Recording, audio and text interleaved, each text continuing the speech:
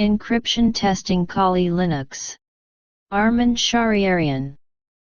Encryption Testing. We've had the ability to encrypt traffic over internet connections for over 20 years.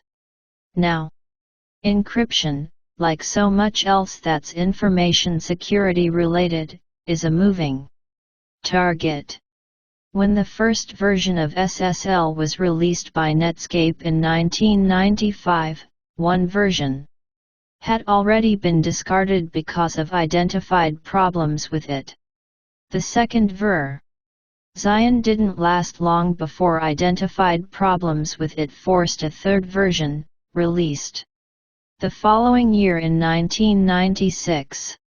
Both SSL-v2 and SSL-v3 were both determined to be prohibited as a result of the problems with the way they handle encryption.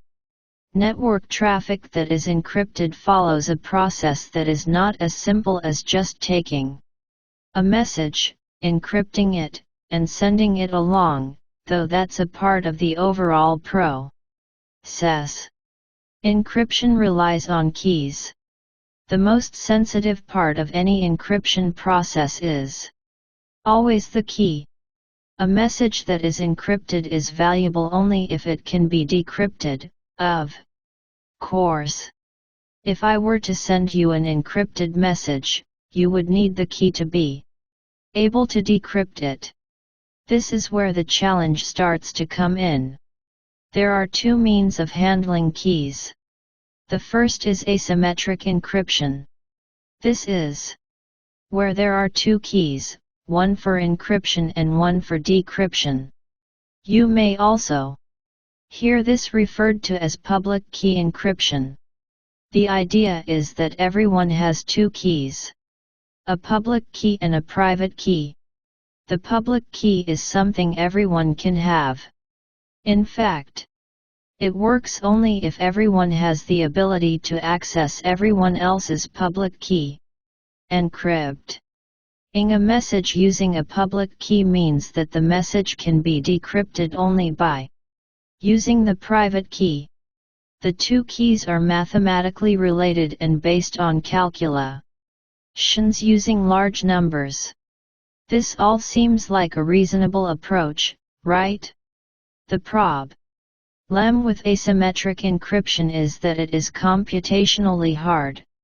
This leads us to symmetric encryption.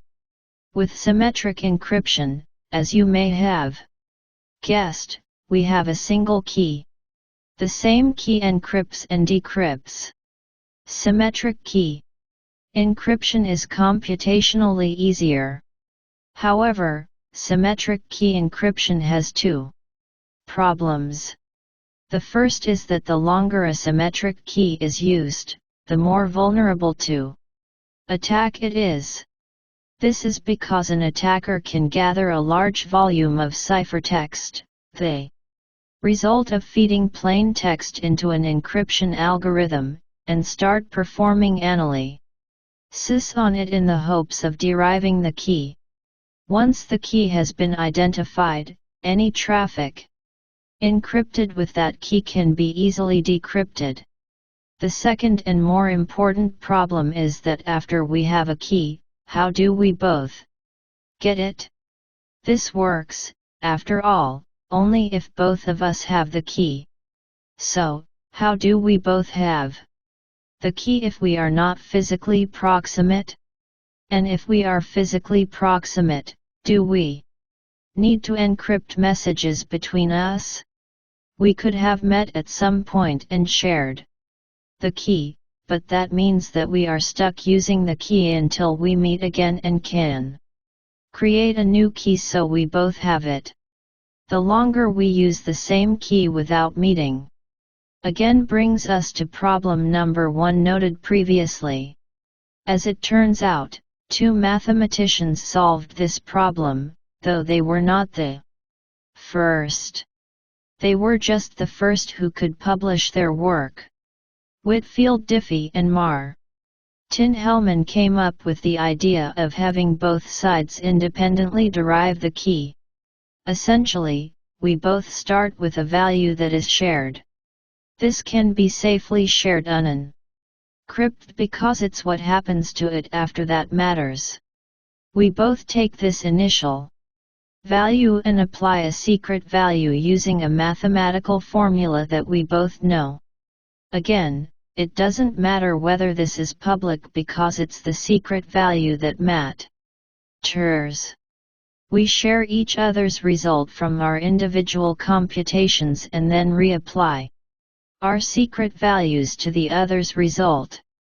In this way, we will have both gone through the same mathematical process from a single starting point, so we will both have the same key in the end.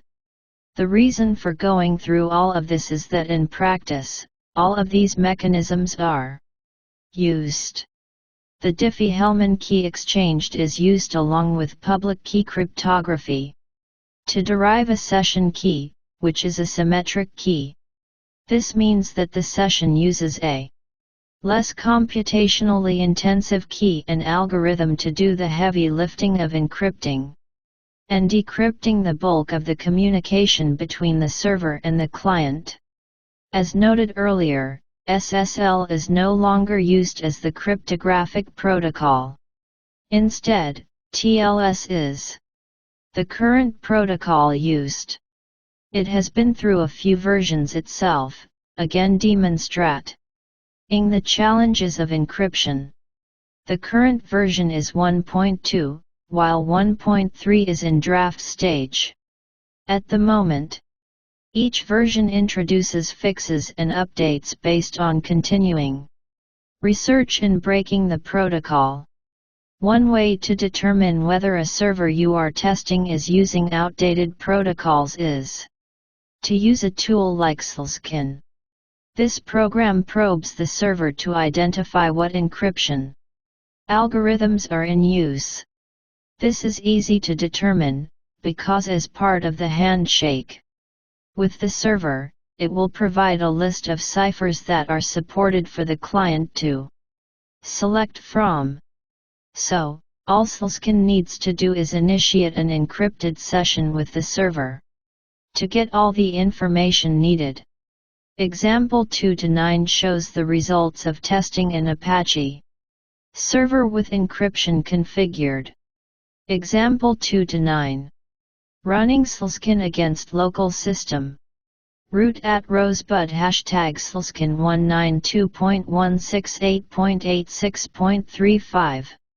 Slscan will determine whether the server is vulnerable to Heartbleed, a vulnerability that was identified in that targeted server/client encryption, leading to the exposure of keys to malicious users. Most important, though, Slscan will give us the list of ciphers supported. In the list, you will see multiple columns with information that may not mean a lot to you. The first column is easily readable. It indicates whether the protocol and cipher suite are accepted and whether they are preferred. You will note that each of the versions of TLS has its own preferred cipher suite. The second column is the protocol and version. SSL is not enabled on this server at all, as a result of support for SSL having been removed from the underlying libraries. The next column is the key strength. Key sizes can't be compared except within the same algorithm. Rivest-Shamir-Adleman, RSA, is an asymmetric encryption algorithm and has key sizes that are multiples of 1024. AES is a symmetric encryption algorithm and has key sizes of 128 and 256. That doesn't mean that RSA is orders of magnitude stronger than AES, because they use the key in different ways. Even comparing algorithms that are the same type, asymmetric versus symmetric, is misleading because the algorithms will use the keys in entirely different ways. The next column is the cipher suite. You will note that it's called a cipher suite because it takes into account multiple algorithms that have different purposes. Let's take this listing as an example: DHERSAAES 256 SHA-256. The first part, DHE, indicates that we are using ephemeral Diffie-Hellman for key exchange. The second part is RSA, which stands for Rivest Shamir Adelman, the three men who developed the algorithm.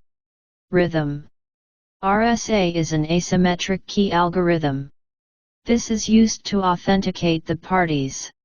Since the keys are stored in certificates that also include identification information about the server. If the client also has a certificate, there can be mutual authentication. Otherwise, the client can authenticate the server based on the host name the client intended to go to and the host name that is listed in the certificate. Asymmetric. I am using the words client and server a lot through the course of this discussion, and it's useful for you to understand what these words mean. In any conversation over a network, there is always a client and a server. This does not mean that the server is an actual server sitting in a data center. What it means is that there is a service that is being consumed. The client is always the side originating the conversation, and the server is always the one responding. That makes it easy to see the two parties who originated and who responded to the origination. The next part is the symmetric encryption algorithm. This suggests that the Advanced Encryption Standard, AES, is being offered with a key size of 256 bits. It's worth noting here that AES is not an algorithm itself but a standard. The algorithm has its own name. For decades, the standard in use was the Data Encryption Standard, based on the Lucifer cipher developed at IBM by Horst Feistel and his colleagues. In the 1990s it was determined that DA was a bit long in the tooth and would soon be breakable. A search for a new algorithm was undertaken, resulting in the algorithm Ryandale being selected as the foundation for the Advanced Encryption Standard. Initially, AES used a key size of 128 bits. It's only been relatively recently that the key strength is commonly increased to 256. AES is the algorithm used for encrypting the session. This means a 256-bit key is used for the session key. It is the key that was derived and shared at the beginning of the session. If the session were to last long enough, the session key may be aided to protect against key derivation attacks. As noted before, the key is used by both sides of the conversation for encryption and decryption. Finally, you'll notice the algorithm SHA-256. This is the secure hash algorithm using a 256-bit length. SHA is a cryptographic algorithm that is used to verify that no data has changed. You may be familiar with the Message Digest 5, MD5, algorithm that does the same thing. The difference is the length of the output. With MD5, the length of the output is always 32 characters, which is 128 bits, only 4 bits out of every byte are used. This has been generally replaced with SHA-1 or higher. SHA-1 generates 40 characters, or 160 bits, again, only 4 bits out of every byte are used. In our case, we are using SHA-256, which generates 64 characters. No matter the length of the data, the output length is always the same. This value is sent from one side to the other as a way of determining whether the data has changed. If even a single bit is different, the value of the hash, the word used for the output of the SHA or MD5 algorithm, will be different. All of these algorithms work together to make up the protocol of TLS, and previously SSL, to accomplish effective encryption that is protected against compromise. All of these algorithms are necessary. We need to be able to derive a session key. We need to be able to authenticate the parties and share information using encryption before we have generated our session key. We need to have a session key and an algorithm to encrypt and then decrypt our session data. Finally, we need to make sure that nothing has been tampered with. What you see in the example is a collection of strong encryption suites. If you were to see something like 3DA in the output, you would have an example of a server that was susceptible to attacks against the session key. This could result in the key being compromised, which would result in the ciphertext being decrypted into plain text in the hands of someone for whom it was not meant. Additionally, though it was breezed over earlier, a tool like Slscan can verify that the protocols used are not vulnerable to attack using known exploits. You may on rare occasions see null in the place where we have seen AES 256. This means that the request is that no encryption is used. There are reasons for this. You may not care so much about protecting the contents of the transmissions, but you may care very much that you know who you are talking to and that the data hasn't been modified in transit. So, you ask for no encryption so as not to incur any overhead from the encryption, but you get the benefit of the other parts of the cipher suite. Selected. The war over encryption never ends. Even now research is being done to identify vulnerabilities that can be exploited in the encryption algorithms and protocols in use. You will see differences in the suites listed in your testing output over time as STRN GER keys